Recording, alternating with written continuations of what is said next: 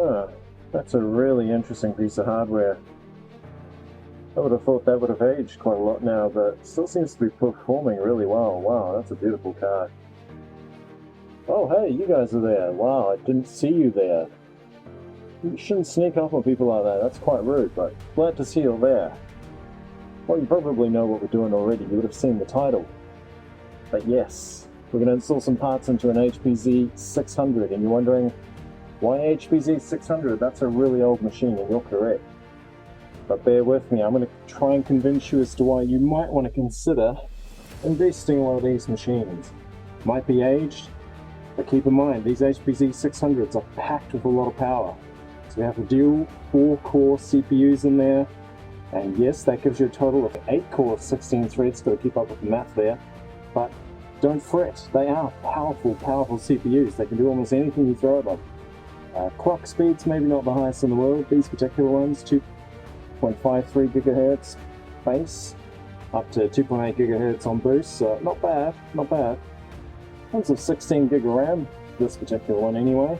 You can equip these with up to 96 or thereabouts of 1300 megahertz RAM. Not the quickest RAM again, but bear with me, this is still a really great value machine when it comes to spending a little bit of money and getting this out the machine.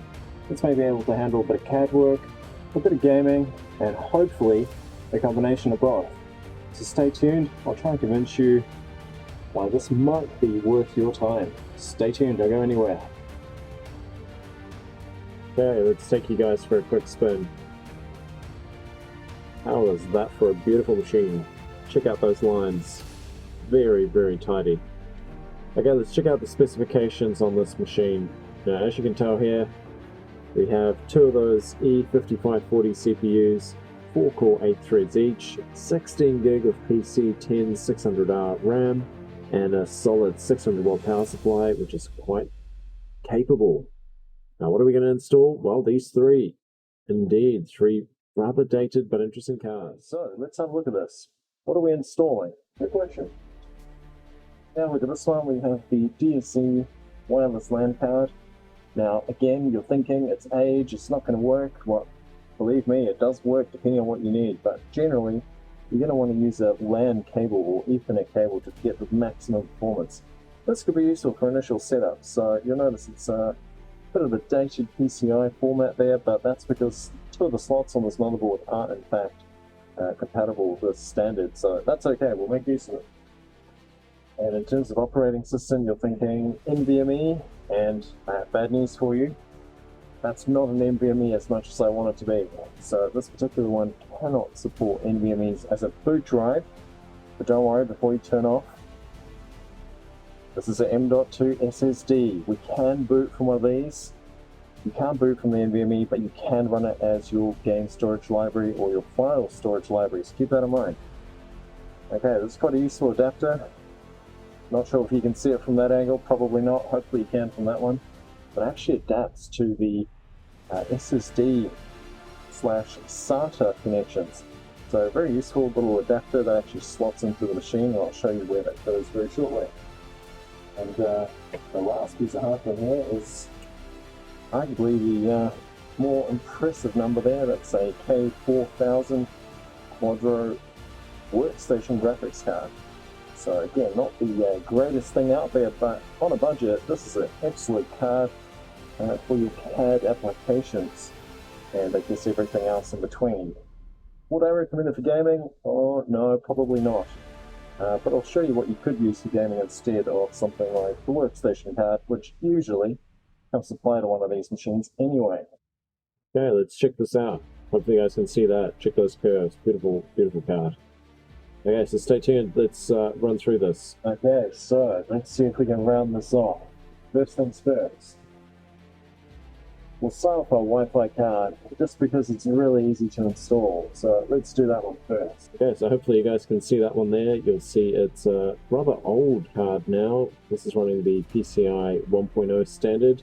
And yes, it is kind of ancient, but pretty well suited to the machine. As you'll see on the PCB there, we do have 2 of those PCIe ports. They're quite useful. Now in terms of fitment, you just got to keep an eye on the bracket up top here. Make sure these align nicely. gentle tug should usually get those seated nicely. Yep, that's perfect. Nice to make sure it's seated fully, and that looks good. Okay, well that was easy. That's one down. That was easy. Next one. Next one there is our Quadro card, and I'll still surprise you with a slightly better card soon as well, if I can find it. Okay, let's have a look at this. Okay, so definitely take a look at the specification here. We're back up to PCIe 2. This particular card has 3 GB of RAM, and we've got the 2 display ports there, as well as a VGA cable. Sorry, you can't quite see them. Hopefully it's kind of in camera view. There it is. So yeah, very nice compact card, single slot, and you can even bridge multiple of them together. I believe that'll be a SLI bridge there. Okay, bracket wise, this helps with the mounting process, seats the card nicely in the case itself. Now let's see if I can fit this. However, you guys may want to have a look at this. Let me grab you and show you the detail here. So if you have a look, you'll notice here are these little brackets. So right now the card has to slide within those grooves. That's quite critical in order for this to fit properly, and obviously it has to line up pretty squarely into that groove as well. Let me reset you guys there. Hopefully that view is okay. I have no idea if that's going in the right direction. Hopefully. I'm sure it's fine. Okay, let's do this. So, very important, as you're trying to fit this, well, that's not easy to fit. Try different angles here. Oh, that's not working. We'll go slightly. So keep an eye on that bottom corner there. That gets really dicey. You want to make sure that you avoid the PCB in that corner there. Otherwise, damage. Lots of resistors and transistors there. Okay, so trying to align it there with our motherboard slot, and that looks pretty tidy. Very similar to the previous one. You just got to give a gentle nudge there, and it'll be seated. Okay, that feels. Yep, there it goes. Should hear a nice click as it goes in as well. That's perfect. Too easy. Okay, what's next? So let's have a look here. While we're here, we got to do these clips. So these clips help to secure it in place. You'll hear an audible click. Okay, and should hear another one on the other corner there. Okay, that's perfect. And look, no tools. That's the best part. That was way too easy. Now while we're here, let's have a quick browse. This machine does have dual CPUs. Take note, that's kind of the whole point behind this build. You get to ram it up with 2 very powerful CPUs. Dated, but very powerful. So well worth your time and effort there, especially if you can pick up some of those CPUs on a budget. Now underneath this cover here, we do have our memory modules. You can't load this up with as many as you probably would have wanted, but as I mentioned, 96 gig of your RAM is feasible, pending the motherboard version. And I think this particular one might only be the version 1, so it can only take 48 gig max. But right now we have 3 DIMMs in there. They're all relatively small DIMMs. You notice 2 of them there are mismatched relative to the rest. That's okay, it's just sort of a minor form factor difference there. Overall, same capacity. They get us to a very tidy 16 gig. Which is more than enough for a machine of the standard. Now, in terms of refitment here, you'll see the metal bracket. It's a little delicate to get it through there, but you just got to align it, and then you want to keep an eye on things down the bottom, but generally these slide in really well without too many problems. And you should have a nice audible click when it goes in as well. Okay, that's looking really tidy, and I feel like we're ready for the next one. Now, you can't really see it there, sorry, that's terrible camera angles. But the key thing here is we need to remove our hard drive bay. So first thing, that's it there. Hopefully you can see that alright. That is not too bad. So normally you'd be able to fit your 3.5 drive in there, or even a SSD potentially. But you do need an adapter for that. And as you'll notice, we don't have the adapter for the adapter. We're going to have to get creative here. So we're just going to take this. We have got our SATA connectors, and at the back of the case there, we do have our hot swap SATA connectors. And would I recommend you to do this? Probably not, but this is sort of my little DIY hack that I do try to make use of.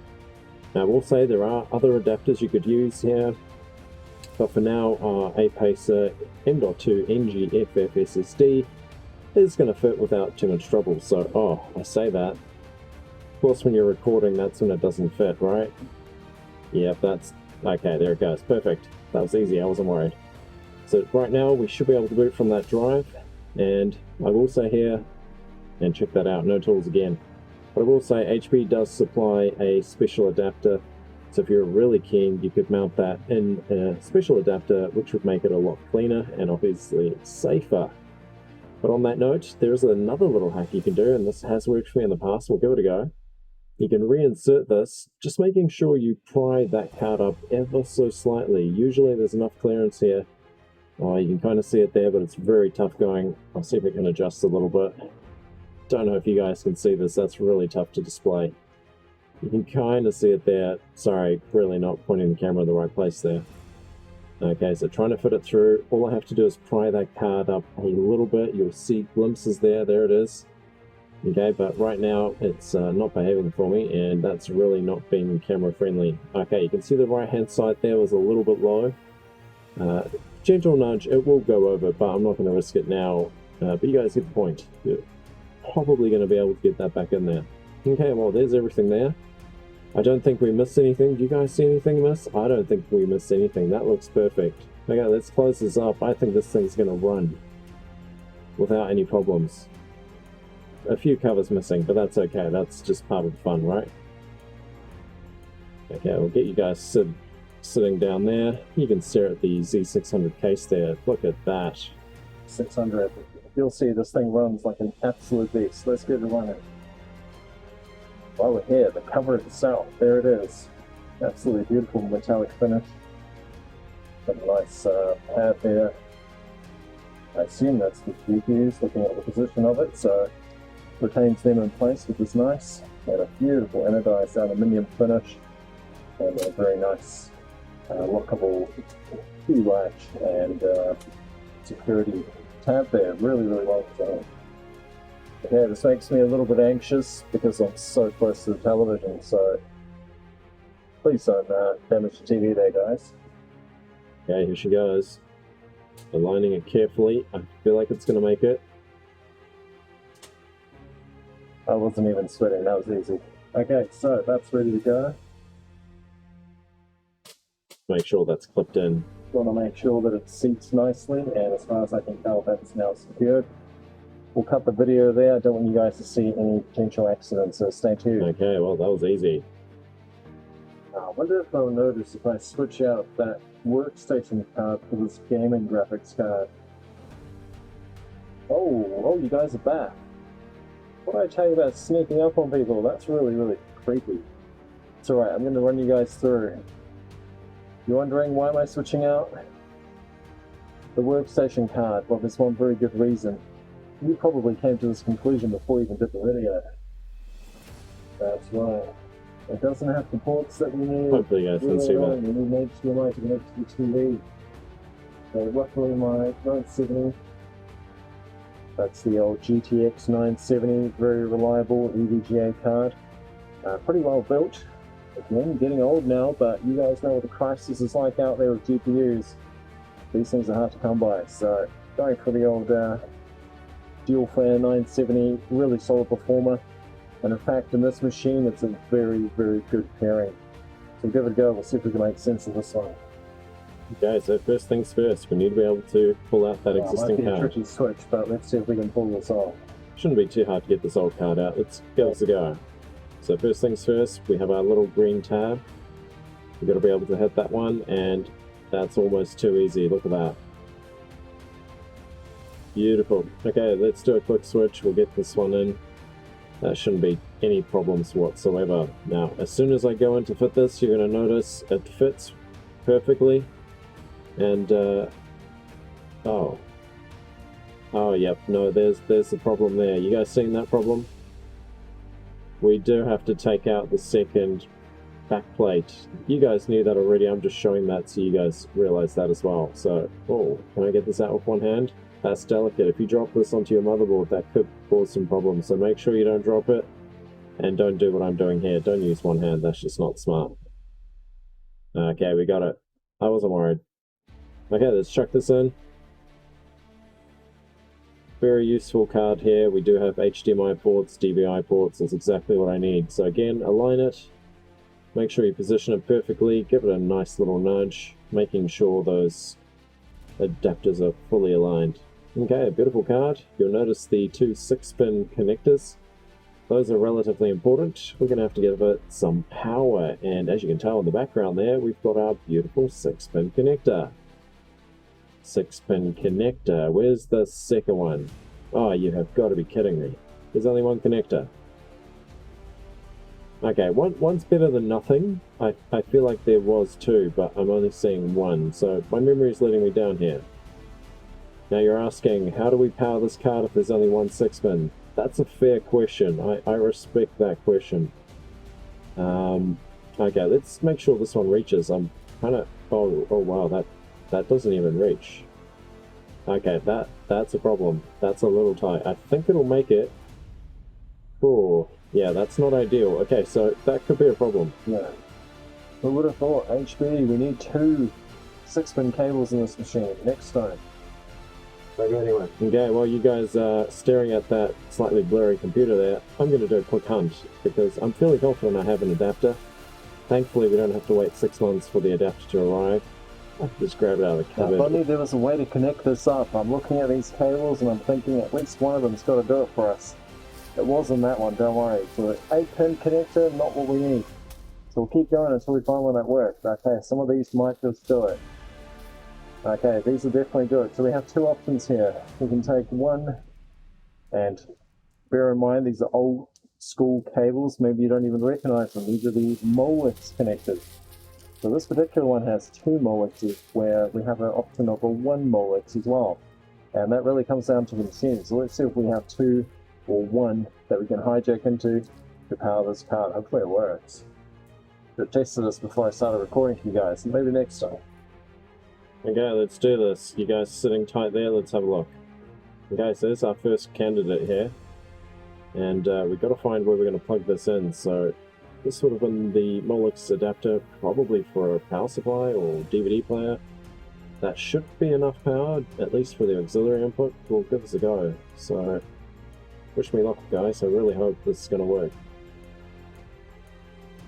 Okay, there it goes. Easy. So if this doesn't work, don't blame me. I told you guys this wasn't going to work, but I am hopeful. So very cheap cable, these are easily accessible. Got this particular one off eBay. Okay, there it is, it's all done. I guess we could just finish the video there. This is going to work. You guys don't need to see any proof. Just take my word for it. Now, let me rest you guys over here. You can stare at the machine again. There it is. Beautiful. Oh, that's kind of messy. Okay, well, that's all done. Fingers crossed, we can get this thing to run. Let me know in the comments if you think it's going to run. I don't know if I trust that cable, but I've done this before and trust me, it works. Let's see how this goes. Yeah, if only I could time travel. It's very nerve-wracking.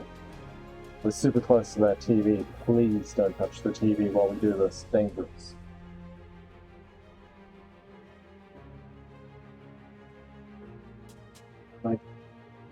Okay, well, this is really dodgy now. I feel like that should work. So we've got it aligned. That's perfect. And then it's just a gentle nudge and it should close perfectly. Why do I feel like that's not closing? Is that just me? Okay, we'll try this again. We'll have a look. There's something in the way. I don't see any cables. Didn't hit the TV. So no, I think we're okay. Let's try that again. Might just be bad luck on the first run. So definitely going to check the bottom, the base there, that's really where the actions are. You're going to align it and... Maybe it doesn't fit. Did you guys see that coming? That's really not fitting. I think there's something wrong. I feel like I should have predicted that this wasn't going to fit. What do you guys think? There must be a way for this to fit. Ah. Why would you look at that? We need to remove the protective cover on here in order to do this fairly. Who would have guessed? It's okay, I knew that was going to be a problem. I just wanted you guys to see that's a problem.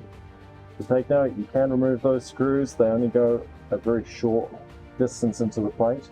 But you must remove that in order to fit these gaming cards. Don't forget that.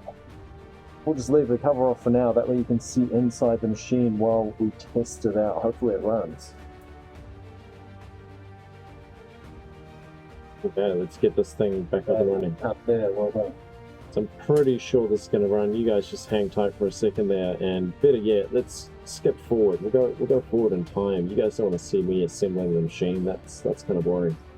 So let's go for the video output. Let's see if we put this thing up right now as is. Does this thing post? Of course it posts. Why wouldn't it post? You guys really not trusting my work. That's really sad. No, it's okay. It didn't post the first run through, to be completely honest.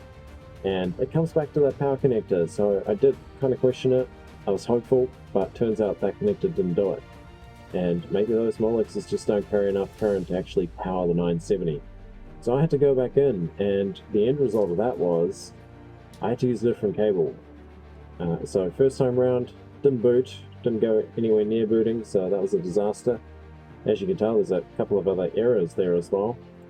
The number one error there is the fact that my onboard battery might be a little flat. So make a mental note there, we do need to try and replace that internal CMOS battery. But that's not so hard to do, that's peanuts to replace. So we'll revisit that one hopefully sometime soon if I find a spare. I don't think I have one. Okay, so in terms of the setup here, we have 16 gig of our memory finally being detected. I think I changed that between the last boot, so no wonder that came up. But otherwise, this is looking ready to go. So we'll hit F1 on here, and let's just hope for the... Oh, okay, there goes the video output. That kind of makes sense. The computer's still booting up. I was really pushing the recording there. But yes, as you can tell, the old Elgato card working overtime, producing this awesome content for you guys. Okay, I'm really hopeful that's gonna... Okay, there it is. Okay, so it restarted. Fair enough. I will note the HP workstations tend to do this. After doing significant modifications, they do like to sort of restart. So the first time you power them up, don't expect them to run. They usually don't. So I guess they adapt to those modifications. Okay, that's looking promising. I see F1. No idea why it didn't just boot straight into Windows, but I guess we'll humor the computer, and there goes F1. Dramatic music. I see the Windows logo, you know what that means. Come on, give us Windows. I knew it was going to load. You guys really need to trust me more. Okay, perfect. Now the real question is, what are we going to do once we're in our computer? And as you can tell on that desktop, there's a few other tests in the background there. Yep, there's the old 820, 600. That's what we're here for. We'll save the 820 for another one. Now, first things first, we will have to go through and decide on the benchmarks. I do want to get a few benchmarks done for you guys.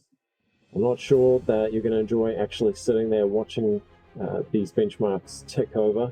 So it might be better that I just show you the graphs and the outputs. But either way, the machine runs. As I said, it's a great little package. Oh, HP Performance Advisor while we're here. Check that out. Really good software. Not that I'm sure you can still get it. So hopefully you guys enjoyed that one. Take it easy out that way. And I will see you on the next video. Stay tuned. Gonna try and do a few more of these. Have a good one.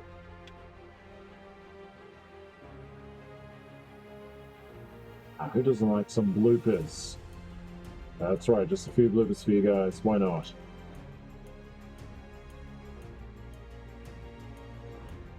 That was the cover.